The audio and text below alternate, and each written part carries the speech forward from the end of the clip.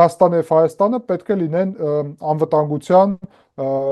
այս գոտում։ Այսօր կան այս գոտում մասամբ, դա եվրոպական դիտորդական առաքելությունների շնորհիվ է, բայց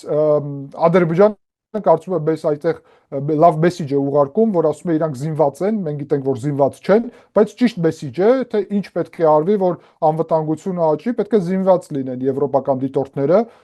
կամ լինի զուգահեռ դրա ուրիշ առաքելություն, որը զինված կլինի Վրաստանի եւ Հայաստանի տարածքում, ինչպես նաեւ դա պետք է լինի այն նույն համատեքստում, որ Ուկրաինա ուղարկվելու են եվրոպական զորքեր, որոնք պետք է վերահսկեն, նա որ պատերազմը չվերականգնի։ Ես ուզում եմ ասեմ, տեսեք, եթե այսպիսի սցենարով զարգանա, ապա Ուկրաինան կունենա հնարավորություն, որ հասկանալի է 80%-ը պահում է Ուկրաինան, այդ 80%-ը ռուսամետ չի լինելու, հակառակը այդ 80%-ում լինելու են եվրոպական զորքեր, եթե Ռուսաստանը վերասկսի պատերազմը, ապա հասկանալի է, որ Եվրոպան ամբողջությամբ մտնում է պատերազմի մեջ ապագայում եւ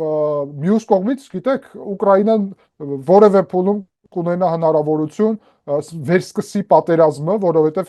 տարածքային ամբողջականությունը եւ միջազգային սահմանները դա ապահովում են, բայց Ուկրաինան այդ ժամանակահատվածը կարող օգտագործի ռազմական հնարավորությունները զարգացնելու համար